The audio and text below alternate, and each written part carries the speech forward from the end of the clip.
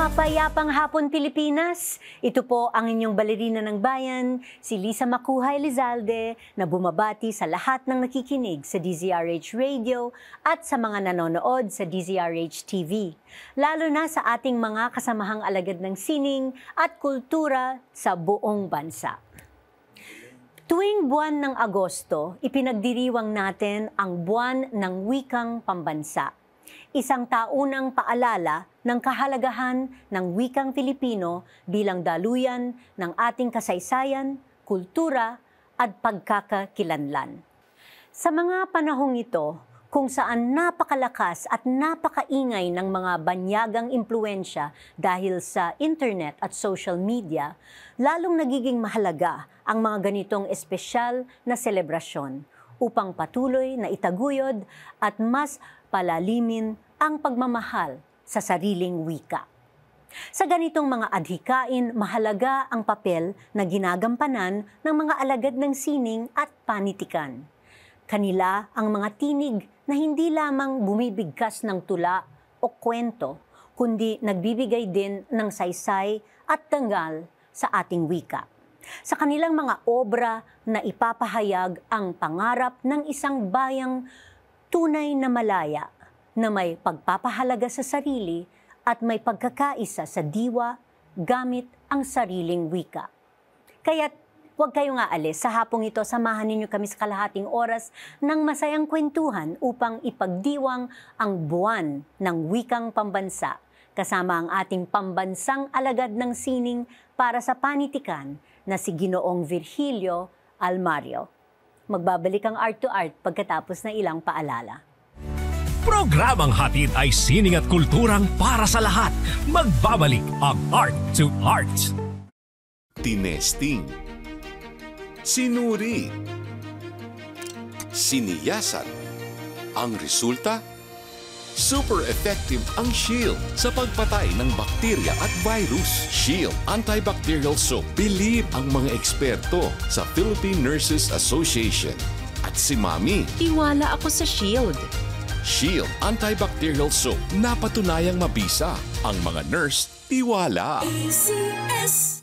Hello, Washi! Laundry day na naman! Yay! Anong meron? Mancha ng chocolate, putik, may libag pa. Kaya natin yan! With Pride Washing Machine Detergent, may triple stain-away formula. Tanggal ang makapit, madikit, at malupit na dumit mancha. Kaya easy-easy ang labada. Mula noon hanggang ngayon. All you need is pride. All you need is pride.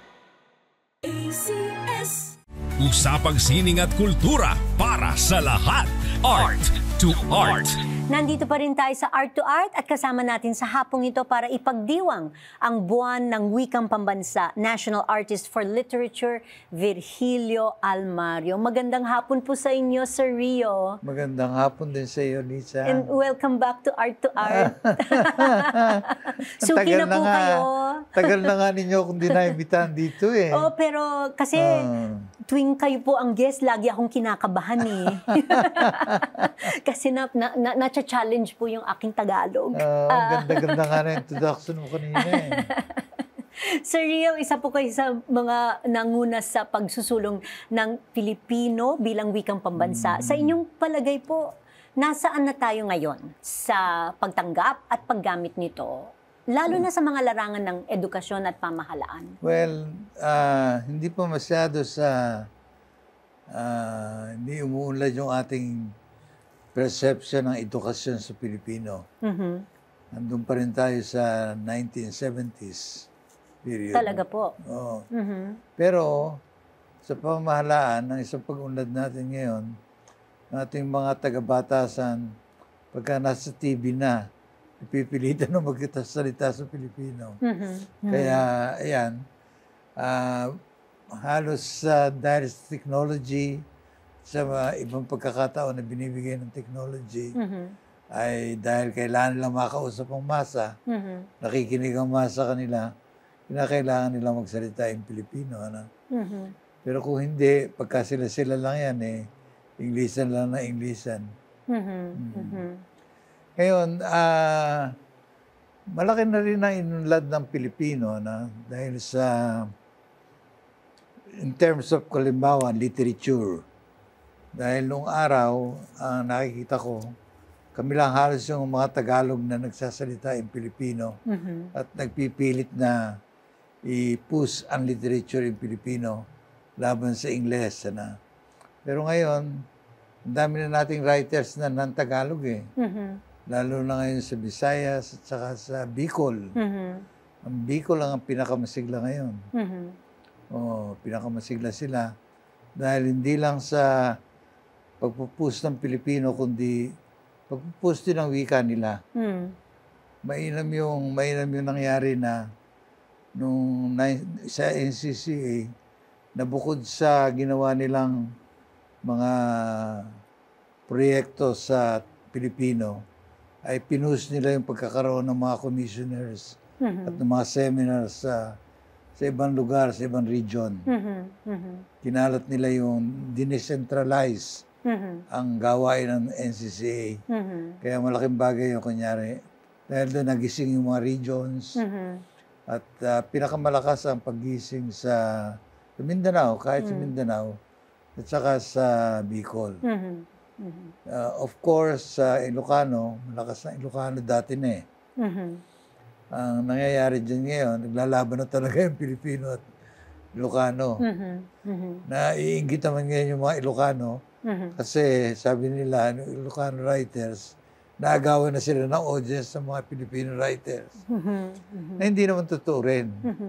Ang lagay lang gusto lang nilang pakita na gusto nilang lumaban sa mga writers dito sa Maynila. Yun. Ngayon sa pagtuturo, nung ako kasi commissioner pa ng national, ng Komisyon sa Wikang Pilipino, na isang ambisyon ko ay gamitin sa pagtuturo yung second language approach.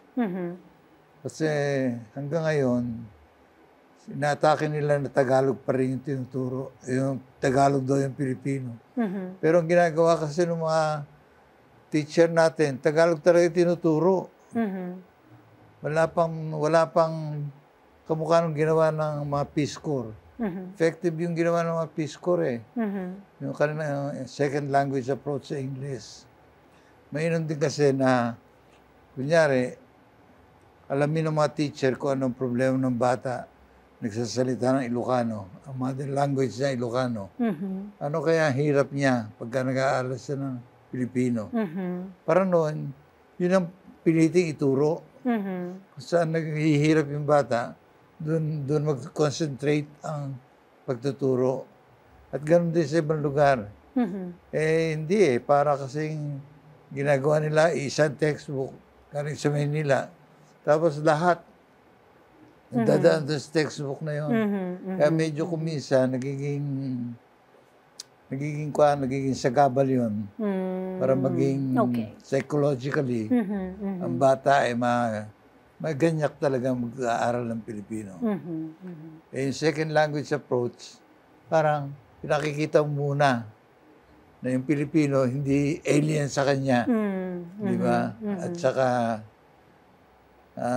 pakikita mo na malapit lang yan, kamag-anak mo lang yan. At saka yung mahirap sa kanya, yan pipilitin mong baklasin. Opo. Yun ang pinakabuhol na kailangan niyang alisin. Opo.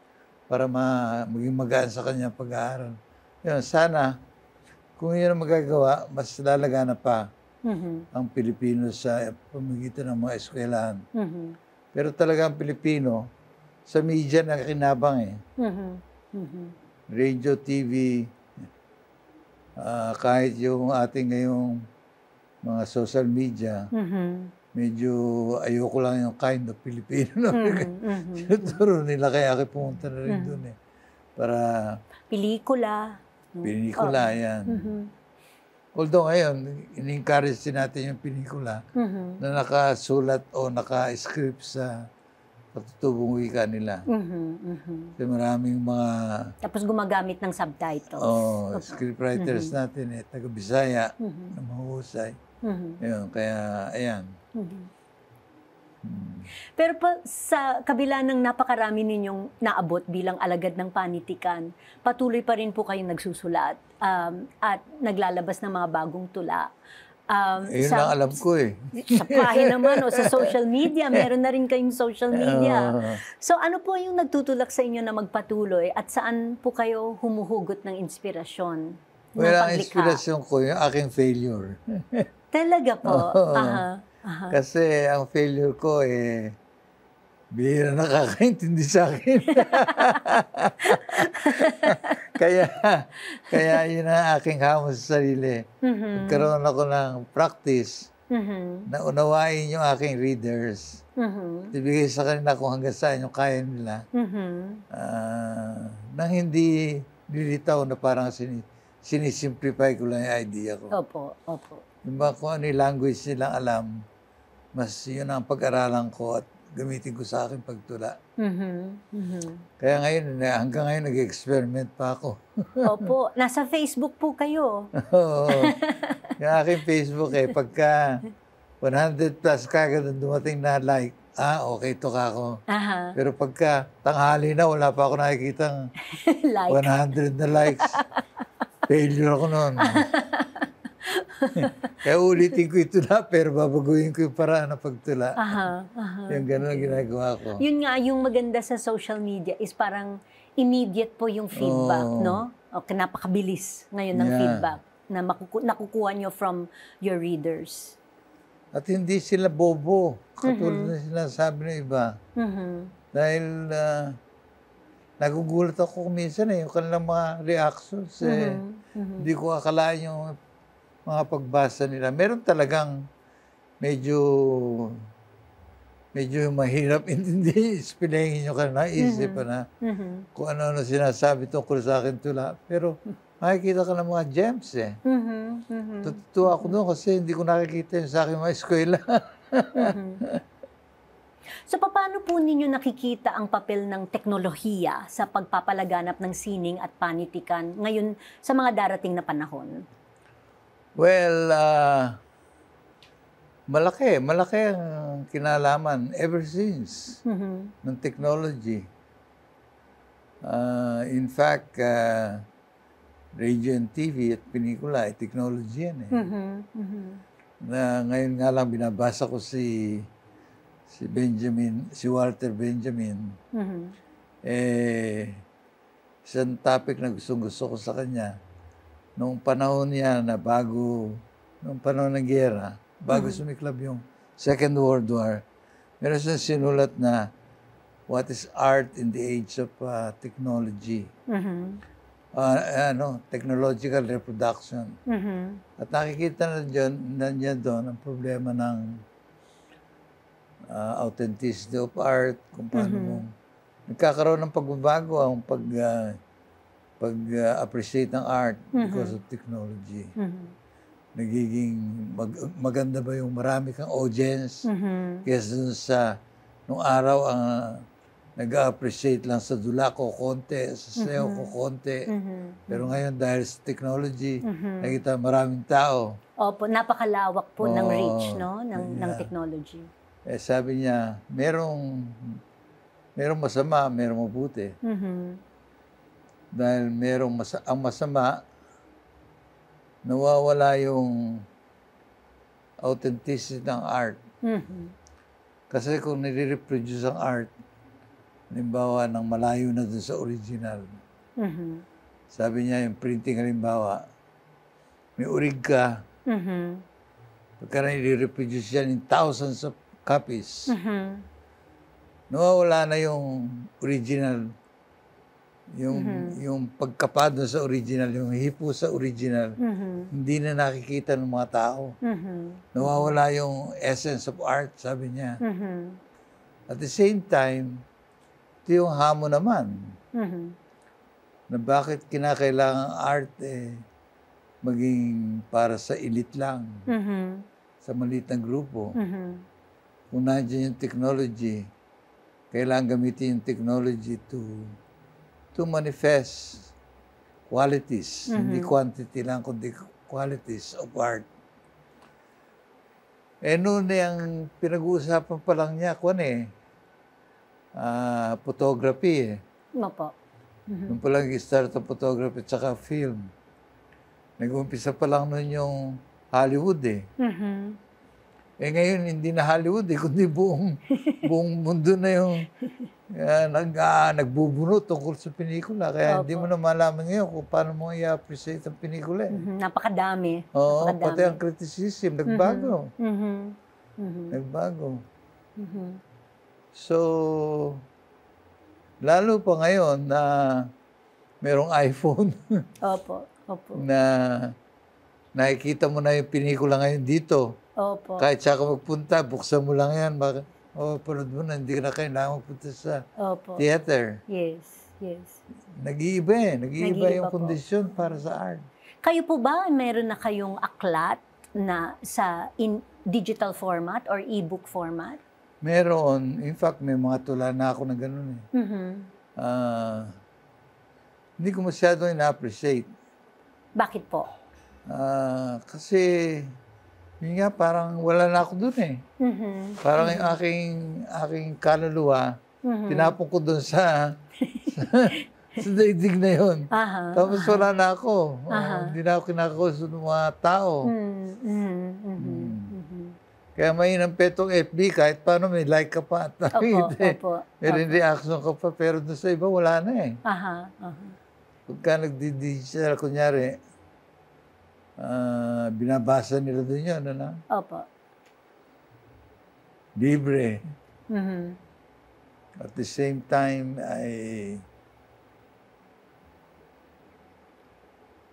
yung letra na lang nandun Yung kaluluwa po wala na. Wala na Hindi mo kilala yung bumabasa sa'yo Kung paano kanya binabasa. Napakalungkot namang isipin yun, Sir Rio. Yun kasi inisip ni Benjamin noong araw, noong panahon na yun Pero imbis na pupunta yung reader sa bookstore, ida-download na lang po yung e-book. Babasahin pa rin po niya. Kung may panahon siya. Baka kung basahin niya yun, bugnot na bugnot siya. Hindi niya appreciate yung aking tula, Biglang, itong almari na ito. Salbay ka. Hindi po masyadong mahal ang mga e-reader at saka laptop. Hindi nila babasagin po. Sige po, Sir Rio, marami pa po tayong pag-uusapan kasama ang ating pambansang alagad ng sining sa panitikan, Virgilio Almario. Dito pa rin sa Art to Art, magbabalik po kami pagkatapos na ilang paalala. Programang hatid ay sining at kulturang para sa lahat. Magbabalik ang Art to Art. Schedule ng mga inaabangang konsyerto.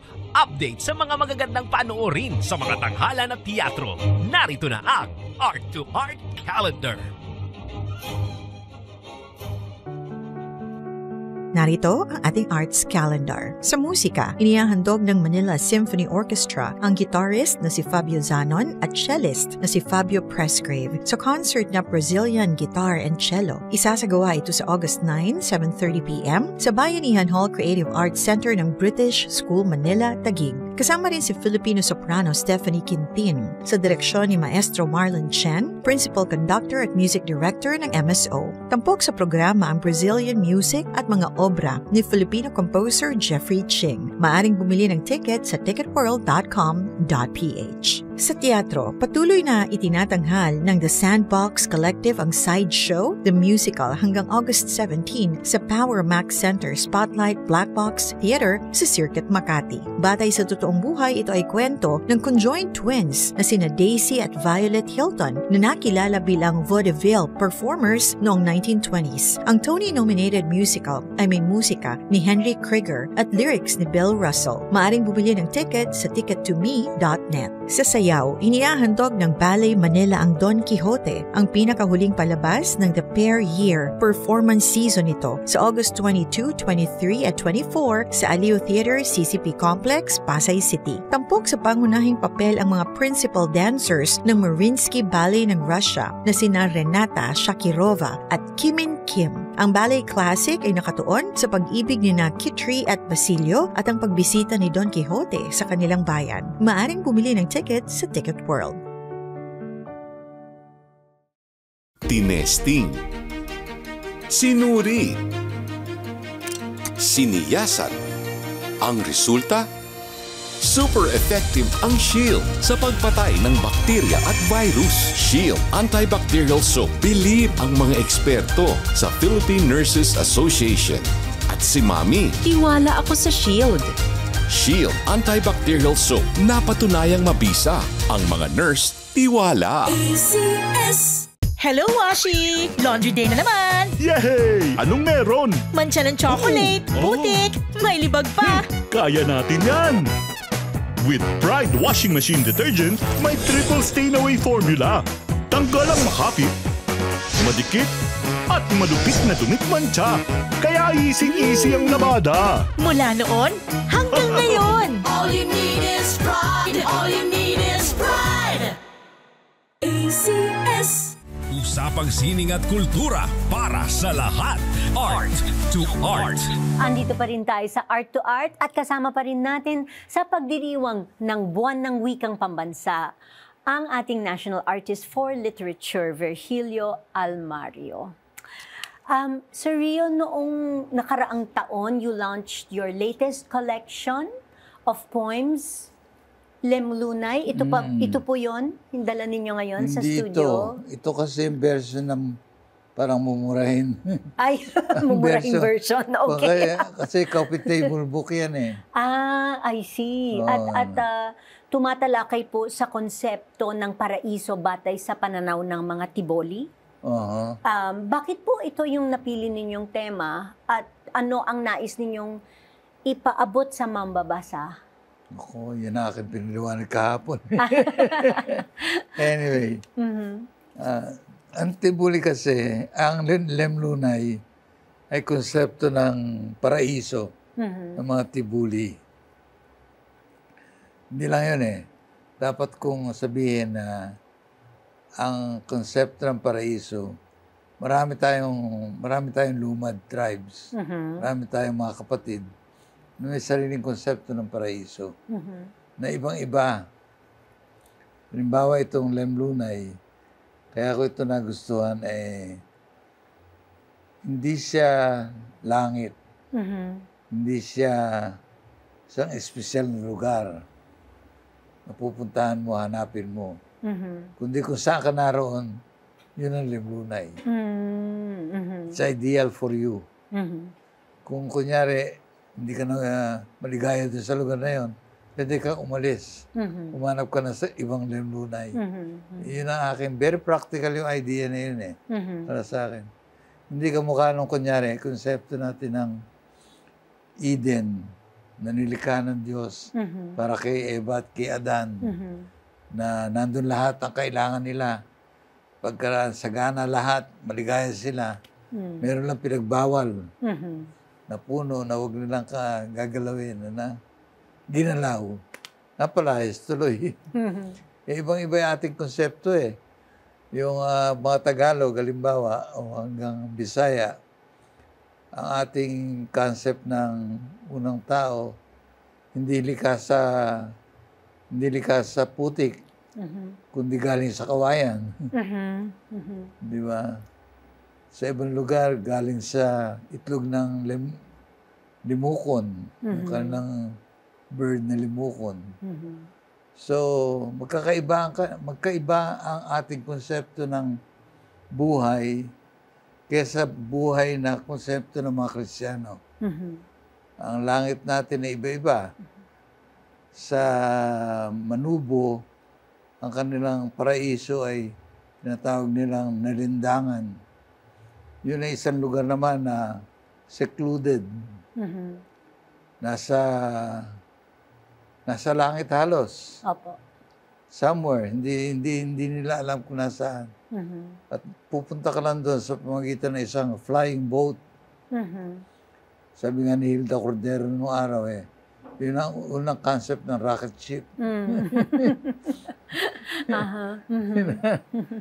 May konsepto ng flying boat yung ating mga ninuno sinasakay doon yung lahat ng mga kapanalig ni, ano ba pangalan ng karnambida doon? Si Aguiu. Si Aguiu. sa boat na yan, dinadala doon sa paraiso. Dahil nung kanilang lugar, sinasanakay ng mga foreigners. Doon nga sa isang concept ang foreigner, mga Muslim Doon naman sa isa, mga Kastila na yung foreigner. Nagbabago-bago yung kanilang kalaban. Pero yun nga, makakaligtas sila sa mga foreigners. Dadalhin sila ng flying boat sa nalindangan at doon sila titira. Mga Ipugaw naman, meron silang 4 na layers ng daigdig. Unang layer ang tawag nila Ipugaw. Pugaw. Kaya sila taga-Pugaw Yun na ating daigdig. Meron silang daigdig para sa patay. Nakahawig din ng daigdig ng mga buhay. Kaya lang patay na nandun. At sa itaas, meron 2 layers ng mga gods. Meron lower God, may higher God. Na yun. So iba-iba ang konsepto. At pati ang pagpunta sa langit ng mga tao, marami sa ating mga nuno ang naniniwala na ang langit ay nasa kabilang ibayan ng dagat. Yun na patunayan sa Manungguljar. Kaya yung Manungguljar, mayroon 2 tao doon na kasakay sa boat. At yung isa sumasagwa niya, isa yung patay. Andun lang. Ihatid siya ng boatman sa kabilang ibayan ng dagat. Anyway, yung mga ganyang bagay ay kailangan ipaliwanag sa mga tao. Una, para mabago ang ating konsepto na pinalaki tayo ng mga Pilipino, walang sariling reliyon, walang sariling talino. Yun ang binabago natin. Idea na yun. Nagmula yan kila Rizal, of course. Yung kanilang Philippinization movement. Dahil gusto nilang pakita na sa daigdig na ito, ang mga Indio, hindi mangmang, hindi maliit na tao, may sariling katangian, kamukha niya. Genius pa nga siya. Kaya napagmamalaki niya sa sarili niya. At ganun din ang gusto kong mangyari. Kaya doon sa akin libro, pag naghanap tayo ng bagong daigdig, dahil ito ang umpisa nito, pinapakita ko ng daigdig natin, kurap na kurap. Totoo naman ang ating problema kauna-unahan, talagang mangmang yung ating karamihan ng mga tao, mahirap. Yung kahirapan at kamangmangan, magkapareho yun Magkasama yun. At bunga yun ng corruption sa politika, ng socio-economic problems natin, etc. So, kung ang ating mga tao, maturuan nating maging matalino, di ba? Pag bumuto sa mga politikong korap, etc. At makita nila na may pag-asa tayo, may limlunay tayong pupuntahan. Baka magkaroon ng pagbabago ang bayan natin. Hindi natin kailangan ng isang violent revolution. Kailangan lang paayos natin ang utak ng ating mga kababayan para malaman nilang dito lang sa Pilipinas, pwede na silang mabuhay. Di ba? Sa pamamagitan ng edukasyon. Edukasyon, cultural change, cultural orientation, pagbabago na ating history. Yun. Si Rizal din ang una kong pandun aking idol dun Kasi siya yung nag-isip na i-annotate yung isang sinulat ni Morga na History of the Philippines para magkaroon ng point of view ng mga Pilipino. Kinikriticize siya mga sinasabi ni Morga na anti-Pilipino. Mga ganon. Pero para sa akin, dapat talaga hindi maging tamad ang mga tao na mag-isip. And hindi ba ngayon na lumalawak ang impluensya ng artificial intelligence or AI, nagiging tamad ang mga tao mag-isip? Hindi naman yun ang kwan Yun ang problema. Pagka ganun nag-iepekto ng AI, dapat nang alisin muna AI. Merong mga gumagamit ng AI para magsulat Yun, nangungopia. mga obra, may kinabukasan po ba ang mga makatang Pilipino sa ganitong panahon? Oo naman. Aha. Kasi naman yung AI, wala namang original idea yun eh. Parang samot-samot lang yun na kinuha eh. So, kung original thinker ka, hindi ka gagamit ng AI. Para lang sa tamad mag-isip talaga ng tao. Pinapakita nga sa akin isang kaibigan ko kung paano ginagawa yung term papers. Oo nga. Ang hahaba ngayon eh. Opo. Binigyan niya ng question. Ano ba sa masasabi mo ito lang ito ni Mr. Almario? Aha. Pinakita. Yun, lumalabas na po ilang kaagad. minutes lang. Opo. Ang haba ng sagot niya. Opo. Grabe ka ako. O kaya, gayahin mo nga yung tula ni Mr. Almario na ito. Ilang minutes na, pangit ka ako yung gaya na yan. Speaking of ang mga tula ni Ginoong Almario at bilang espesyal na pagdiriwang natin ng Buwan ng Wika, maaari niyo po ba kaming paunlakan ng isang maikling pagbasa ng isa ninyong tula? Sige po, ito hiling sa akin ni Susan eh. Susan nagbigay nito eh. Oh. Nakamarkado na po. Yan. Oo. Itong tula na ito ay actually nung Isabeta ng San Telmo. Crossroads. Kaya inisip ko dito yung tula ni Robert Frost. Yung The Road Not Taken. So,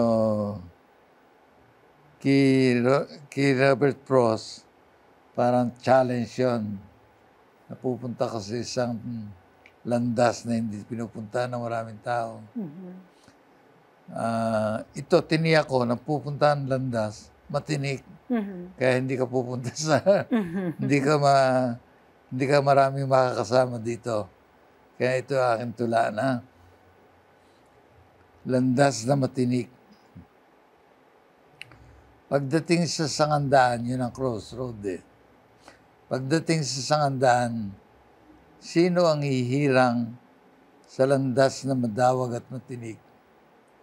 Sapagkat tinuruan tayo ng ating magulang na laging tumungtong sa landas na malinis at tahimik. Para naman ang sumisigunda sa payo sa pamagitan ng pagpili na sa sibilisado at ligtas. Wala yatang lipunan at kultura ng tao na hindi pinasundan ang hinawa nilang landas patungo sa mga lungsod ng semento at makina na sintatag at sintayog ng kanilang modernong laboratorio, sindumiri ng kanilang pinalayo na usok at basura at sindahas ng kanilang nagpapaligsahang krimen at komersyo. Ngunit nasaan ang gilalas sa paglikha at pagtuklas? Tayo ba'y dahon lang na anak sa duklay ng tagsibol at maghihintay ng matuyot ginintuan at saka malagas tungo sa impila na itinakdang panahon? Buhay ba ang araw-araw na paghigop ng kape, maghapong pakinig o panonood ng balita sa paligid, panonood ng art to art? Paglabas, lumulusog ka ba sa ibig ng mga pulubi? Paggabi, mahimbing ka ba sa tibok ng pot sa daigdig? Bakit sasayangin ang hininga sa pagbutinting sa sirang relo o mga umaga ng paglinis sa tagyawat? Naghihintay ang mga bundok na aakyatin at papatagin sa dulo ng matinig at madawag na landas ng pangarap. Yung po lamang. Maraming salamat, Sir Rio. Maraming salamat sa pagdalaw ninyo sa aming programa. At tulad ng dati, napakarami naming natutunan mula sa inyo. Ako. At talagang mas makabuluhan ang aming paggunita sa Buwan ng Wika. Maraming salamat po. Salamat din po. At kahit araw-araw niya ako imbitahin. Sige po. At Basta mahusay ang sundo. At bago po tayo magtapos, nais naming pasalamatan ang Baguio-based designer na si King George Bueno para sa aming mga Filipiniana-inspired outfits ngayong buwan ng Agosto mula sa kanyang Habi Filipino RTW Collection. Hanggang sa susunod na linggo, samahan ninyo kami ulit dito sa Art to Art, kung saan ang usapang sining at kultura ay para sa lahat. Ito po ang inyong balerina ng bayan, Lisa Macuja Elizalde, nagpupugay sa artistang Pilipino.